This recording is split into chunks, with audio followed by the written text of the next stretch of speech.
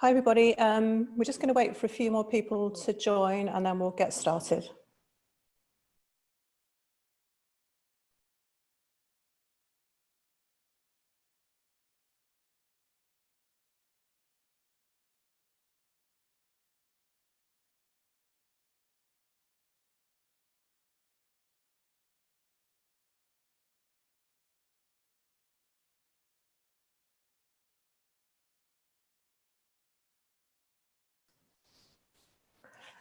Hello everybody, welcome to this Aura webinar. I'm Suzanne, I'm your Aura host today, and I'm delighted to be joined by the lovely Laura Morris from Trinity McQueen.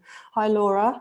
And Trinity McQueen is, as you know, an amazing research agency who regularly win awards, and this year they added an Aura to their trophy cabinet. And so it's always nice to be able to welcome our members' favourite agencies along to share their thoughts and work with us. Before I hand over to Laura, a couple of small housekeeping things. If you want to ask a question, there should be somewhere on your screen a Q&A box. It's at the bottom of my screen. It may be somewhere else if using a different device, and we'll pick up those at the end if we have time. And if you work in a company that has issues with Zoom, I know a couple of people do, where they can only listen in but they can't see the charts. The deck is available on the Aura website at aura.org.uk, and if you go to the resources tab, you can look at the charts as you go along, if that helps. Anyway, without further ado, I will hand over to Laura, who's going to talk to us today about being brave. Thank you, Suzanne, very much for the kind introduction there, and I'm hoping everybody can now hear me okay.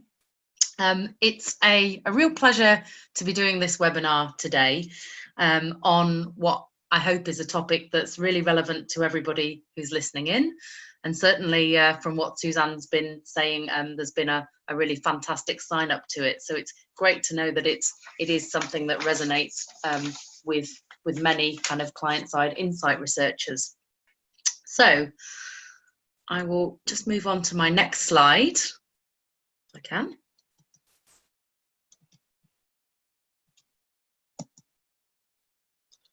Oh, I'm stuck. Let me just have a look here. There we are. So, our talk today is all about being brave, and it's all about how we can use practical tips to hopefully apply behavioural science principles to the research that we can do.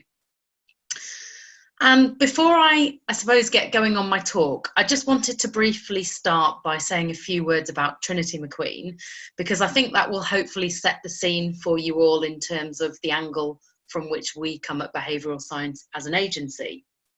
So within our agency, we very much believe in the power of behavioural thinking to help see business problems and consumers in a new light and cast fresh perspectives on why people behave the way they behave, and therefore hopefully how we can help our clients design nudges and interventions to change and affect that behaviour. But we're certainly not iconoclasts in terms of completely rejecting the system too, as it were. So yeah, we still do quant surveys and focus groups, but of course we will bake into those some behavioural twists. And I'm not also sure whether it comes down to our northern roots as an agency, and apologies for the sweeping generalisation there, but we are very down to earth and pragmatic in terms of the practical and easy ways in which we can apply behavioural science principles to what we do as researchers. So what I'm not going to do today is go through the theoretical part of behavioural science, as it were, as we'd be here all day for one, and of course I know you've already had lots of kind of exposure to that through the previous talks that you've probably listened to. What I'm going to do over the next 25 minutes or so is just take you through our BRAVE model for how you can practically apply behavioural science to your research and hopefully set up your research projects for the maximum success in that regard. Now, I will caveat what I'm about to say by saying Nothing in here is earth-shatteringly new. A lot of it, like many research projects you probably commission, is common sense. And I'm sure many of you are doing these things already. But hopefully what I've done is, by bringing it together into a framework, it'll help to crystallize the complete picture. And it's a really practical framework that you can take away and apply back in your business. So what we'll do as we go through is we'll go through each pillar of BRAVE, and I'll use some examples and case studies to illustrate how we've put these techniques and approaches into practice for our clients. And I think crucially, understanding the extra level of insight we've been able to unearth by doing so. And it's the kind of insight that we wouldn't have gotten had we adopted a non-behavioural lens. So, hello. Brief introduction to me. I'm Laura, and I am not a behavioural scientist. Possibly neither are you too. So certainly I don't call myself that in terms of my title. So I am a researcher, however, and hopefully a good one. But I'm not sat here, as a behavioural scientist wearing a lab coat or anything. I am simply interested in what makes people tick. So like many of you, I am keen to incorporate the latest behavioural thinking into my work to make it more accurate, more insightful, and more actionable. And at Trinity McQueen, we simply call this thinking human. And I believe, and we believe, that it's something we've all been doing for years as insight specialists. It's just that now, with the help of behavioural science, we're getting better at it. And what's more, we now have the language, we now have the frameworks to help us not only better explain what we find within our research, but it also helps us be aware of the things to look out for in terms of the behaviours that we see. And finally, because I'm sat here and you can't see me, I thought I'd just include a picture, so to say hello. This is me being brave myself, singing with my band, the Blue Sharks. And we do like a good acronym at Trinity McQueen. So, moving on, I guess the way we like to think of it is this. So casting your minds back, for some of you who may have remember this famous example. It's from 1993, when the Queen of Catwalk, Naomi Campbell, took a tumble on her Vivienne Westwood platform heels. It was a striking reminder, as if we needed it, that couture, style, and everyday wearability stood a million miles apart. Now, our analogy here is that just like Naomi's sky-high heels, the intellectual heights of behavioural science can, of course, seem daunting. They can seem really impractical when we're tackling day-to-day research challenges. And actually, it can seem very complicated. And that's because it is. So, after all, we are humans. Human beings are complicated. We have all of our nuances and biases going on. So we know we need to embrace behavioural thinking and of course, be guided by leading edge insights into human psychology. But applying it can somehow be a different matter. It sometimes feels a bit alien. So without further ado, we'll get into our simple principles for how you can bake behavioural science into what you do, hopefully without falling over like Naomi. So I'll start with B. So our first B is for behavioural hypotheses. This is about starting with the human face of your research challenge and really standing back from it and trying to ask yourself, what is the human problem that underlines the business problem? So it's almost like an exercise up front to lay out all of the key behavioural biases and heuristics that may apply to the situation you're looking at, and building hypotheses around those so they can be tested within your research. So it's a bit like an audit of what you know about the behaviour in question and your hypotheses for what you think the potential triggers and barriers to that behaviour or that desired future behaviour might be. And there are lots of things you can use to prompt yourself here. So things around taking into account the choice environment, the context in which that behaviour takes place, the potential biases that are at play, and also social influences and emotions. So just thinking about a practical example, is the behaviour under question one that's habitual or considered? Is it an everyday behaviour or a one-off? And are we talking about a low value purchase or a high value purchase here? And sort of constructing a system one matrix, as it were, is a really useful starter for us, because it forms and underpins that basis of our research, design and analysis. So just to give you an example here, how we've done this for another client. So currently working with a financial services client on the topic of why some customers fall into the category of persistent debt and how they can therefore prevent that from happening. And to kickstart the project, we've laid out our hypotheses in terms of what might be driving that behaviour. So things like the present bias, so people focusing on the here and now and adopting an I'll pay it off later mentality. Potentially there's also the optimism bias going on, so they might be overly confident in their ability to pay back their debt in the future. And there's potentially also anchoring, so people being anchored to that minimum payment amount that they're asked to pay off each month in their letter, and that's what they're kind of anchoring themselves onto. So this is a process we'd recommend you definitely do together with your agencies and of course with your internal stakeholders before you set off on your research journey, as it just really helps to kind of combine that thinking there. And we'd be more than happy, and we're going to share it up on the Aura website afterwards, our sort of simple matrix that you can use to help prompt your thinking. And it's certainly something we use whenever we're brainstorming and thinking about the briefs that we receive from our clients and how we should start to unpack those. So recently been working with Waitrose very excitedly on their Unpacked trial. So you may have seen this in the press, but Waitrose have recently introduced a groundbreaking new concept store in Oxford called Unpacked, where people can go in, they can shop for things packaging free. So you can get cereal and pasta on tap. You can even take in a bottle and refill at the wine and beer station. And this is really important to Waitrose because they want to encourage sustainable shopping. And it's a really important part of their business agenda. So we had to help them by exploring this trial and understanding why shoppers were or weren't engaging with Unpacked, so they could fine-tune the initiative prior to rolling it out across their estate. But even more crucially to that was the fact that we had to identify any changes that would ensure the initiative itself would graduate from a novelty to a sustained habit change in the longer term. So as you can imagine, a behavioural lens was critical to this one, because we had to understand the human behavioural frameworks that Waitrose were operating within.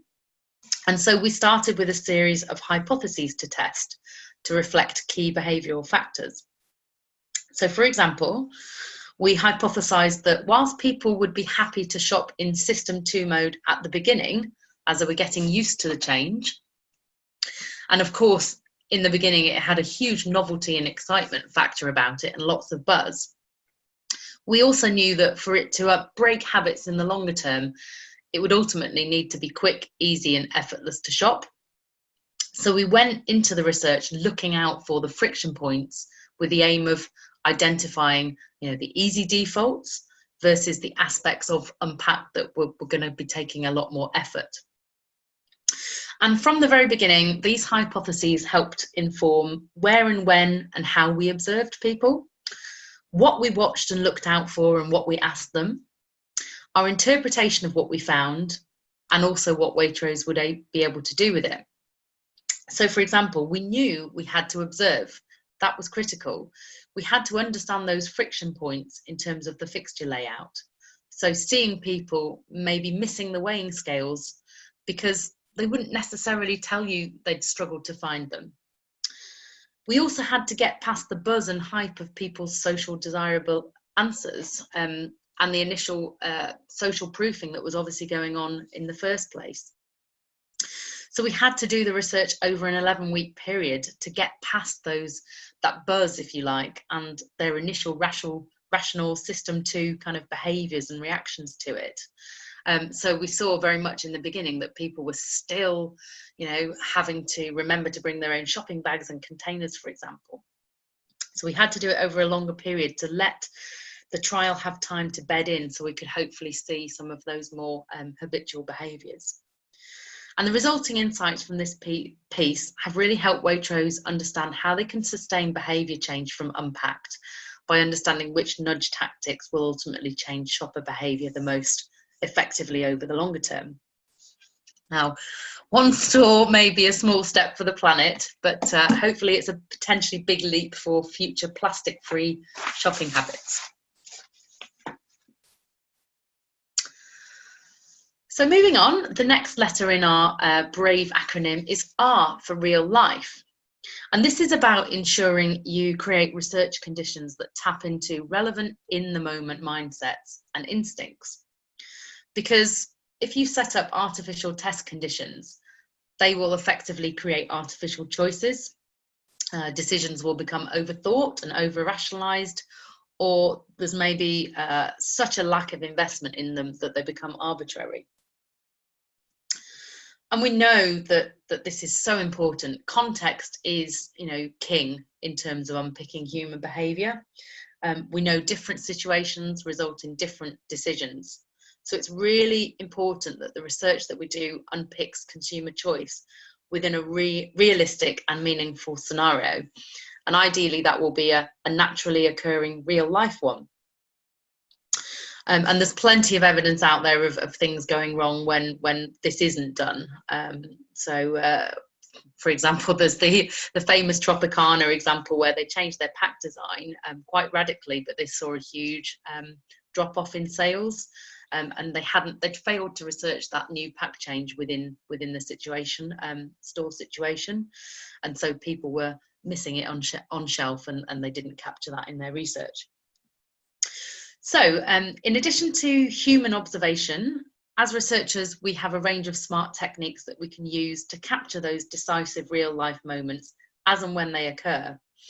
And technology can obviously really support us here by enabling us to record those moments for posterity.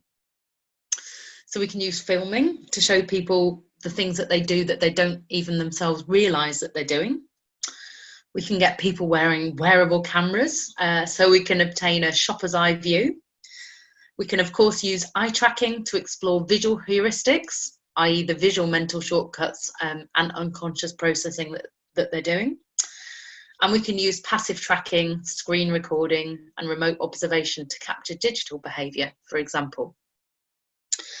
And it's interesting, I was at a conference yesterday about customer experience, and one of the key takeouts there was about how if you just ask customers to report their experience and kind of say what happened, the things that they play back to you will typically only highlight the big and the obvious.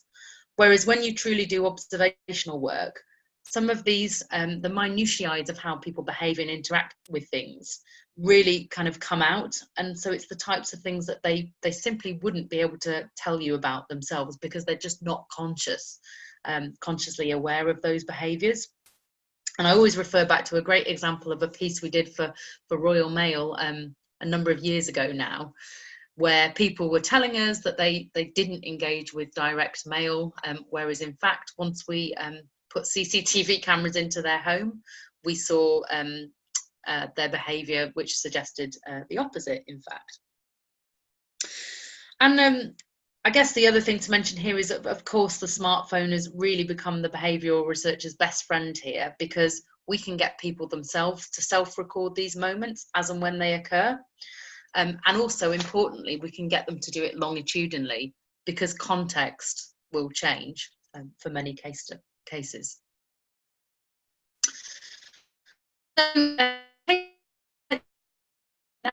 So getting into the real world was the work that we did for Weetabix, which won the MRS Award for Applications of Research back in 2017.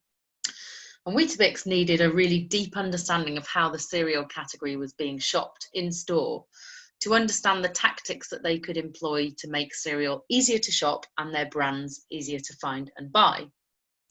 So to do this, we had to explore how such a choice-rich category was actually shopped, and get closer to those key moments of truth.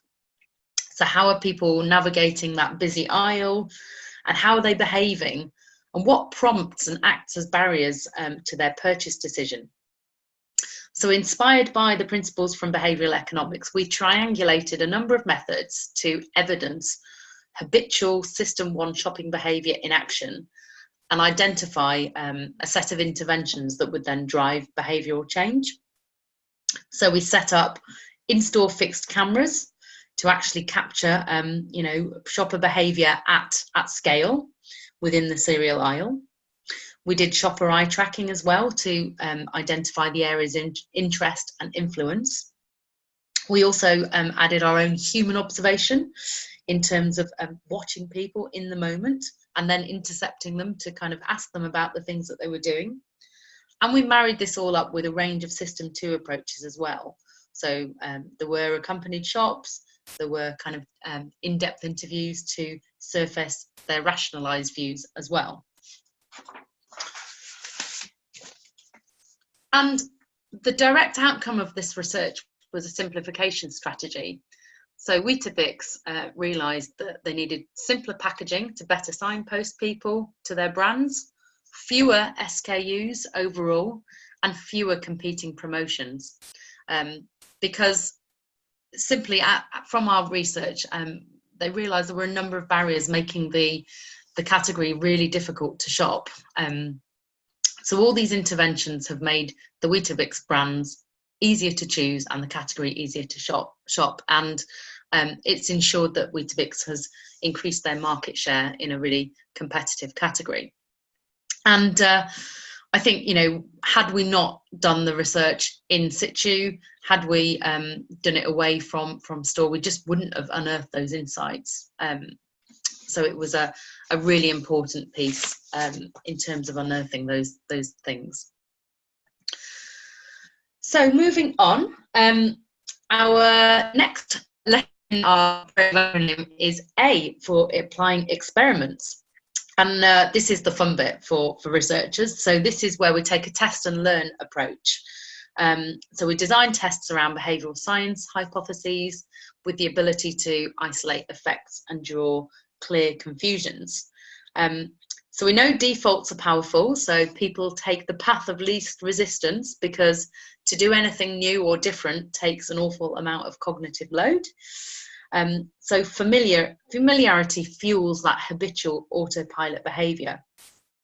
Now that's really important to understand, of course, but if we only examine what's going on at the moment, i.e. the status quo, we'll be limited in our ability to unpick how decision-making will adapt to changing conditions. And by adopting a test and learn and an experimental kind of approach, it provides an excellent way to understand the behavioural principles that shape our choices. So I said this is where you get to have fun as a researcher because, yes, it's about designing tests and experiments to try and surface some of these things. So the types of experiments I'm referring to here would involve anything that purposefully disrupts people's natural default behaviour in order to really surface the triggers and barriers to their behaviour. So again, it's the things that they can't necessarily verbalise to you because they're simply not aware of them. Now, when everyone thinks of kind of applying experiments, they obviously think of real world experiments and the A/B testing types of experiments, but actually the experiments can be within the research itself. So for example, within research, we have the use of things like deprivation tasks. So these are brilliant in terms of changing the status quo. So when you employ a deprivation task, you essentially take something away from someone if they currently use it. So if you're a person that always deals with your bank by going into branch, get that person to try going online for a week. Or if you're a person that is wedded to a particular TV channel and as the media owner of that TV channel, you want to unearth insights about what it is that drive people to watch you, then take that channel away from them for a week. Now, I suggested this experiment to a client recently, and of a particular media brand, and it was suggested to me that I'd get lynch mobbed by the participants if we deprived them of the thing that they love for a long period of time. So yeah, it kind of involves some mindset like that.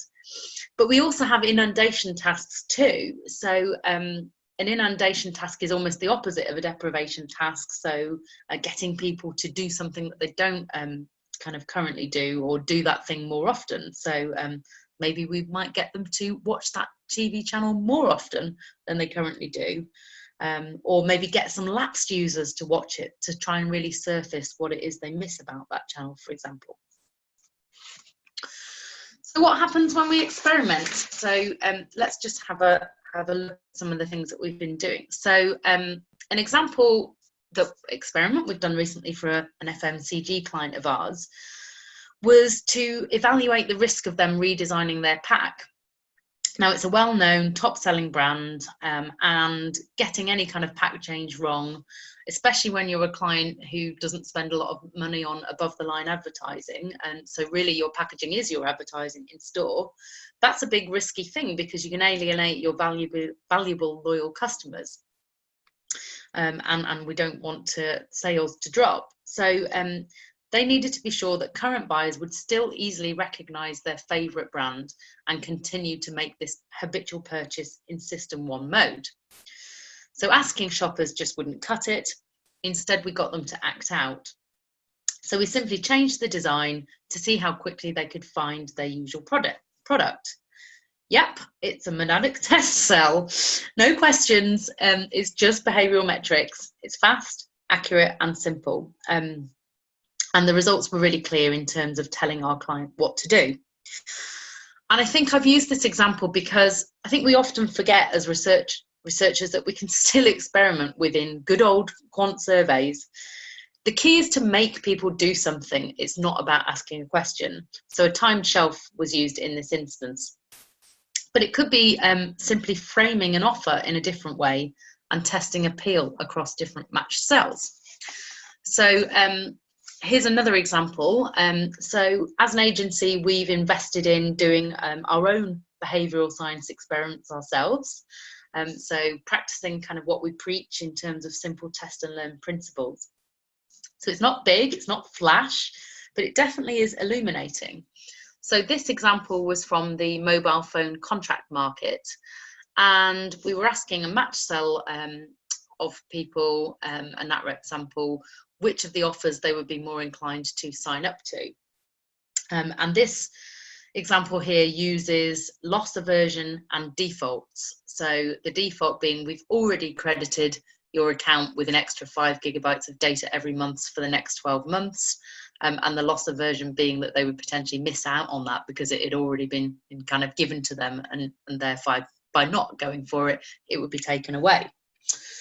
And loss aversion, obviously, for those of you who know about it, is the principle that losses loom larger in people's calculation than gains.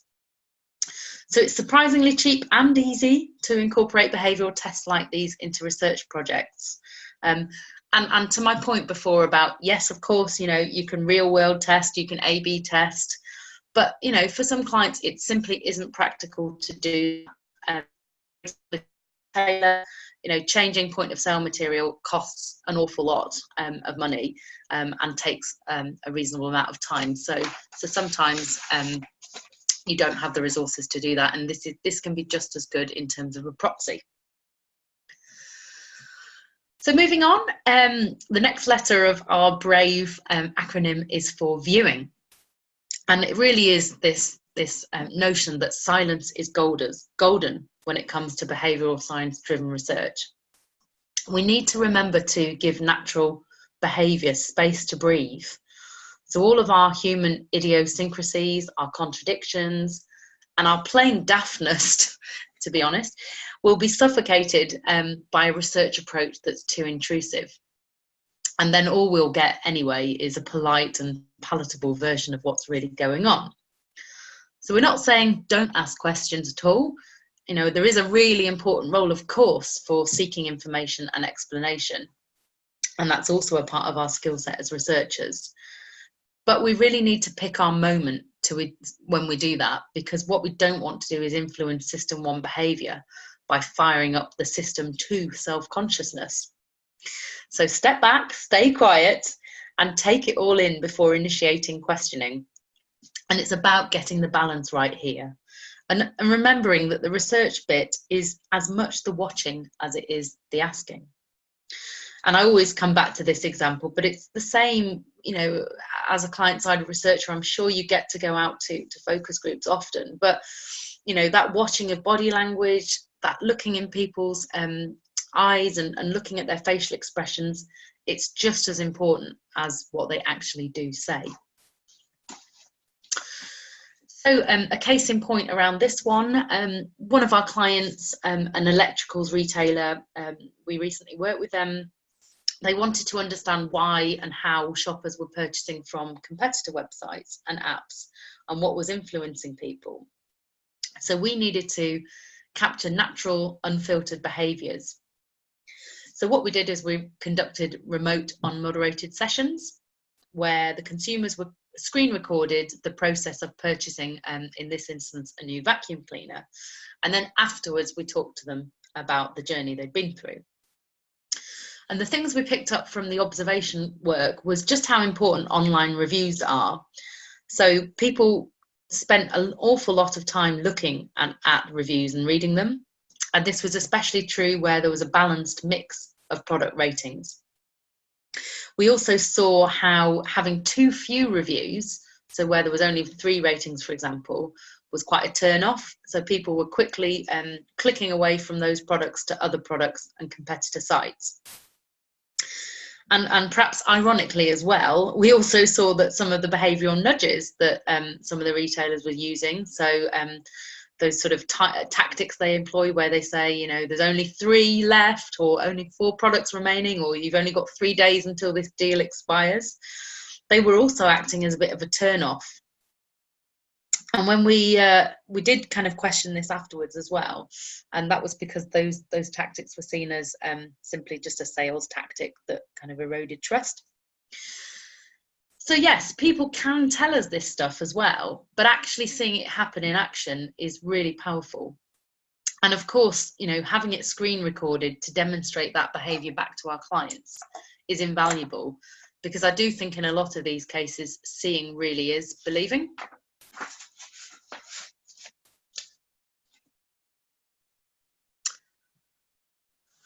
And next up, we have E, the final letter in BRAVE. So E, in this instance, we couldn't do a webinar on the principles of behavioural science, of course, without talking about emotion, because we know how important emotion is in terms of driving behaviour, and often it's feelings that drive us more than facts. So yes, of course, humans are emotional creatures. It's vital that we engineer an emotional dimension into all of our research, but it doesn't have to mean lengthy soul searching here. So simple techniques are simply, you know, building in implicit response into both qual and quant research to really reveal the emotional prejudice that are shaping kind of consumers' moment-to-moment decisions. Also, real life stories, they're really important within qual because they tell us how emotional connections form and fuse into our human hardwiring and then influence our reactions. I'd also add to this, just really studying the language people use to describe things, because, you know, just understanding the types of words that they use and which are kind of overly laden with emotional baggage, if you like, are really important. So are they using emotive language? Are they using sensorial language? Are they using words that have a sort of almost pictorial kind of metaphor behind them? And that's also really important in terms of understanding emotions. So we do a lot of work with jet2.com and Jet2 Holidays, and they're an incredibly successful organisation, and we measure their branded customer experience. And we know that how they make their customers feel is really key to their success. We all know how much emotional investment we have in our holidays, and we don't want anything to let us down along the way. So we explore emotions in two ways. We explore them through the large-scale quantitative surveys that we do, so they will bake in some timed implicit response questions. But we also explore emotions through the more in-depth qualitative work we do around customer journeys. And the work that we've done has really enabled us to identify just how important the emotional side of things are in terms of driving booking behaviour. And that's really, really powerful for our client, because it demonstrates the importance of simple, low-cost customer service proof points.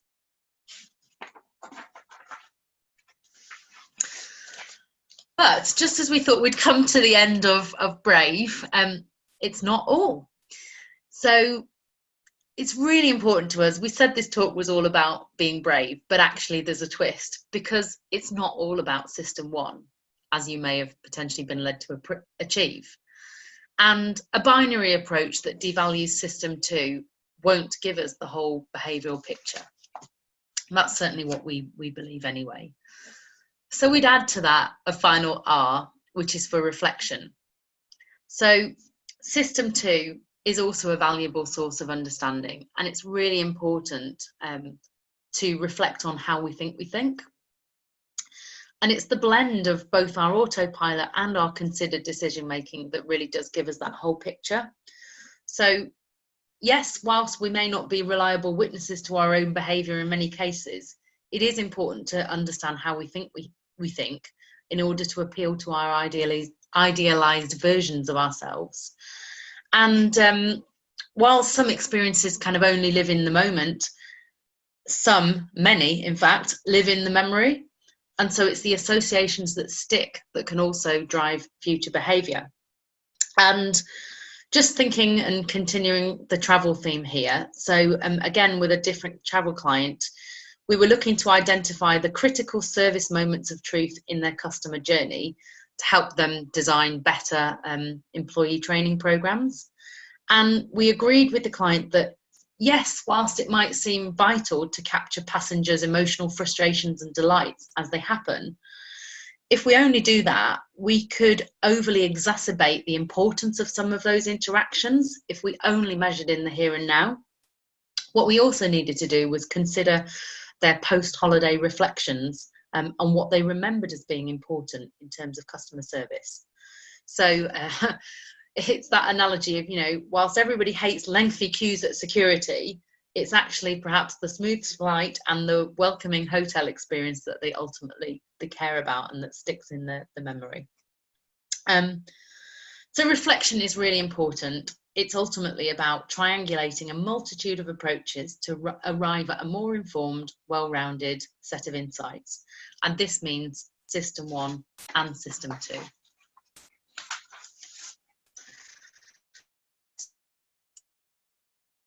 Now, in terms of some closing thoughts, I think the first takeout is that behavioural science is nothing to be frightened of or paralysed by.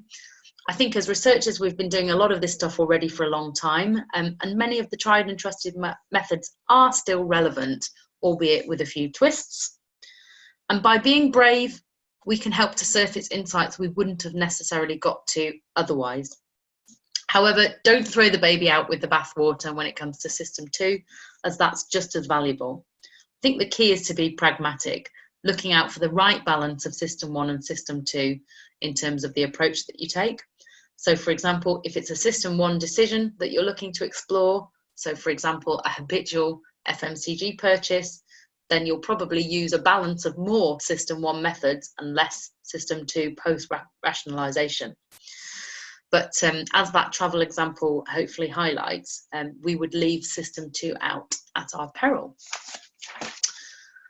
On that final note, I'll say, let's be braver and go forth and bake behavioural science into our research to hopefully make it better. Thank you. Brilliant. Thanks so much, Laura. Have you got time to hang on for a couple of questions? We've got a couple to run past you, if that's okay. I mean, it's great to see so many commercial examples of the use of behavioural science coming through, because it's traditionally been very much the sort of public sector space that's had all the great stories. So the question around whether or not these things would also apply in a B2B world. Would you do anything differently? Yeah, so just in answer to that question, whenever anybody asks me about B2B, I always come back to the fact that business people are still people. So, don't just assume they behave rationally just because they're in a business setting. They often don't. And certainly from a kind of practical perspective, we've been known to, do ethnography with tradesmen and builders, and sticking on our own hard hats to really go into the environments in which they actually work and in which they're kind of making day-to-day decisions. So whether that's ordering building materials or, liaising with architects, etc. So just getting close to those moments is just as important in B2B as it is in B2C.